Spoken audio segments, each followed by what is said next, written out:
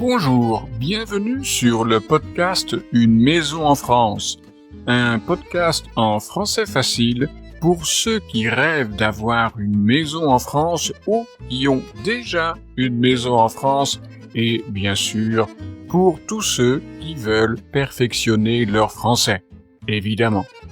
Je suis Jérôme, je suis professeur de français langue étrangère et j'écris aussi des livres pour vous si vous apprenez le français. Chaque semaine, je lis un chapitre, ils sont tout petits, du roman en français facile, Les surprises du premier été. Puis, je vous explique le français utilisé dans le texte. Dans ce nouvel épisode, Petra et Peter vont s'occuper de l'autre chambre de l'étage. Dans la partie explication, je vais vous parler de la poubelle et des mots que l'on peut associer à cet objet. Mais sans plus attendre, poursuivons l'histoire.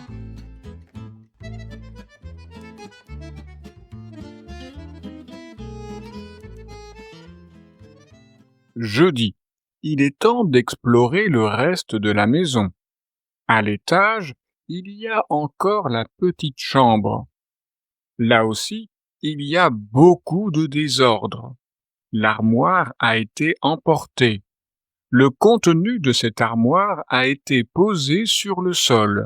Des draps, quelques vieux vêtements, un paquet de vieilles lettres. Sur le mur, il y a une étagère avec des livres. À côté du lit, il y a une table de nuit avec une petite lampe et beaucoup de magazines. Sur le lit, il n'y a que le matelas. Petra se rend compte que le linge sur le plancher a été visité par les souris. Elle prend des sacs poubelles pour jeter les draps mangés et salis par les souris. Peter examine le matelas. C'est aussi un paradis pour les souris. Ils descendent le matelas. Il faudra aller le jeter à la déchetterie. Peter regarde la petite lampe de la table de nuit. Il la trouve jolie, mais il constate que les souris ont mangé le fil électrique de la lampe. Le fil électrique est complètement coupé.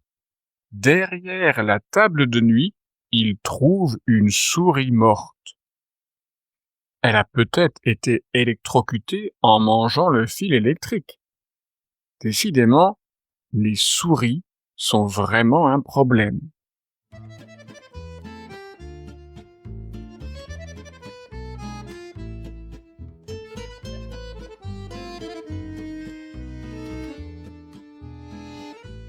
Et vous, faites-vous partie des gens qui gardent tout, qui ne veulent jamais rien jeter, ou faites-vous partie des gens qui jettent facilement, des gens pour qui jeter est un soulagement? Ou peut-être alors êtes-vous entre les deux? Dans cet épisode, il est question du verbe jeter. Non pas avec le sens de lancer un objet loin de soi, mais avec le sens de mettre quelque chose à la poubelle. La poubelle, vous savez ce que c'est. C'est une grande boîte où l'on met les choses que l'on ne veut plus garder, comme les papiers ou les restes de nourriture. Les choses que l'on met dans une poubelle ont aussi un nom, ou même plusieurs. On parle de déchets, ou d'ordures, ou plus précisément, dans le cadre de la maison, d'ordures ménagères. Entre parenthèses, le mot ordure est parfois employé comme une insulte. Faites attention. Dans une cuisine, il y a toujours une poubelle. Dans un bureau, on parlera plutôt d'une corbeille à papier. Dans la poubelle de la cuisine, on place un sac en plastique. C'est plus propre et c'est pratique. Ce sac s'appelle évidemment un sac poubelle.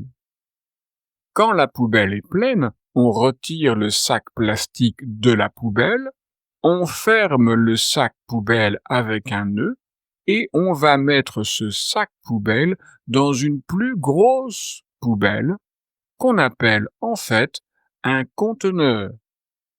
Le conteneur se trouve dans le garage ou à côté de la maison.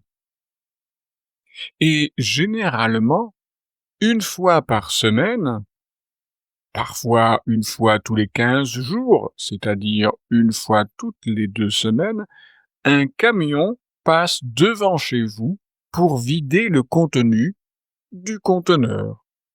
Ce camion, c'est le camion poubelle. Les personnes qui vident les conteneurs dans le camion poubelle, ce sont les éboueurs. Actuellement, et pour des raisons écologiques, et c'est très bien comme ça, il faut trier ces ordures ménagères. On appelle ça le tri sélectif. C'est un mot un peu curieux, car trier, c'est déjà faire une sélection de certaines choses.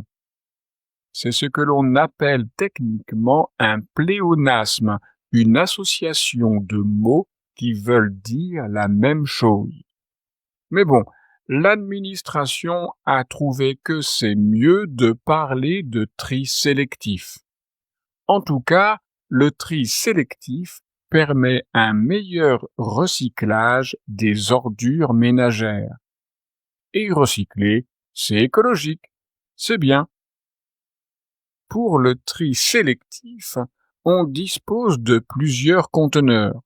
Un conteneur pour chaque type de déchets à recycler. Souvent, le conteneur a un couvercle de couleur. Le conteneur avec un couvercle jaune, c'est pour les emballages recyclables comme les bouteilles en plastique, les canettes de soda ou de bière, donc en aluminium, les briques alimentaires. Les briques alimentaires, ce sont des emballages pour vendre du lait, par exemple. Le conteneur avec un couvercle gris ou noir, d'ailleurs tout le conteneur est gris ou noir, c'est pour les déchets non recyclables.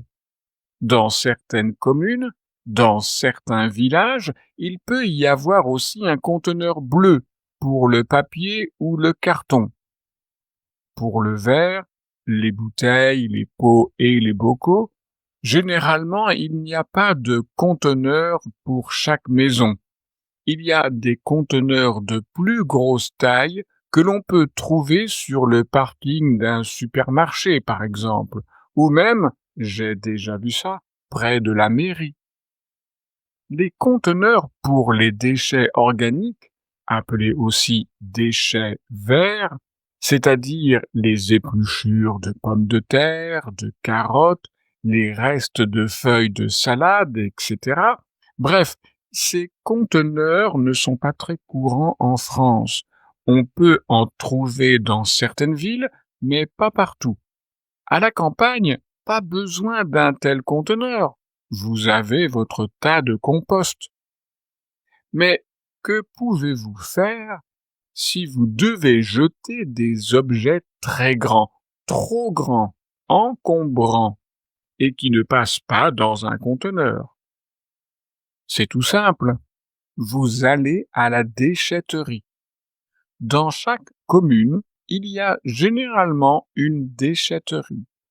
C'est un endroit où l'on peut jeter de gros déchets, comme un vieux matelas, un fauteuil de jardin en plastique cassé, un réfrigérateur ou une télévision hors d'usage.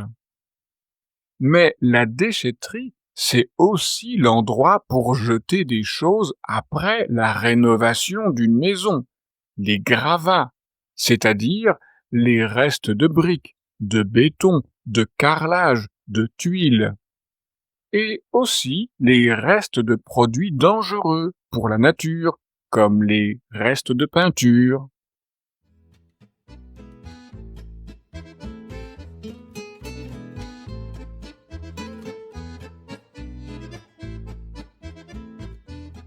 Pour finir, voici une anecdote intéressante à propos du mot poubelle. Connaissez-vous l'origine de ce mot? Car c'est un mot qui n'est pas très vieux dans la langue française. Ce mot est apparu dans la langue française à la fin du XIXe siècle. À cette époque, un certain monsieur Poubelle, Eugène Poubelle, oui, Poubelle, c'était son nom de famille.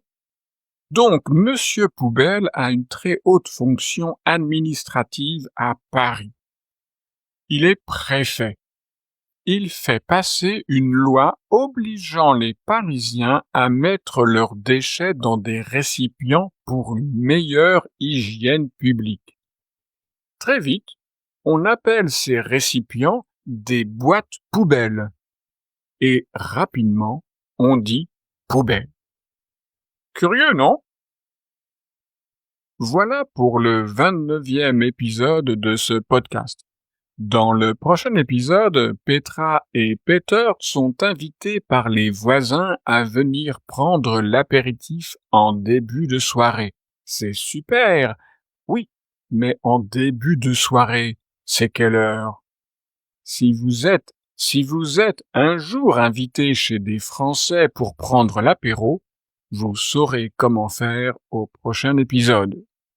Mais si vous ne pouvez pas attendre la semaine prochaine pour la suite des surprises du premier été, vous pouvez aussi acheter le livre papier ou l'e-book sur Amazon. Et si vous avez déjà dans votre bibliothèque les surprises du premier été, je vous rappelle qu'il existe une suite à cette histoire. Cette suite s'appelle Les émotions d'un automne turbulent. C'est la suite des aventures de Petra et Peter dans leur maison en France, mais cette fois-ci, ça se passe en automne. Le livre papier et l'e-book sont disponibles sur Amazon. Soyez curieux! Allez voir mes autres livres et dites-moi ce que vous en pensez. Si vous n'êtes pas encore abonné au podcast, abonnez-vous pour ne rater aucun épisode. Et si vous aimez ce podcast, parlez du podcast à tous vos amis qui veulent aussi apprendre le français. Partagez aussi le podcast sur vos réseaux sociaux. N'hésitez pas à évaluer cet épisode avec 5 étoiles ou alors écrivez tout simplement un commentaire sympathique si votre plateforme d'écoute le permet. Cela aiderait considérablement à faire connaître le podcast. Et rappelez-vous, avoir une maison en France, c'est bien, mais pouvoir parler français avec les personnes qui habitent autour de chez vous, c'est mieux. Et ne jetez pas votre temps et votre énergie à la poubelle avec des applications sur votre téléphone portable pour apprendre du vocabulaire qui ne vous aidera pas à parler le français de tous les jours. Prenez plutôt des leçons de français. Vous ferez plus de progrès. Si vous voulez perfectionner votre français, je peux vous aider avec mes leçons en ligne. Pour en savoir plus, vous trouverez mon adresse email et mon site internet dans la description de cet épisode. Au revoir!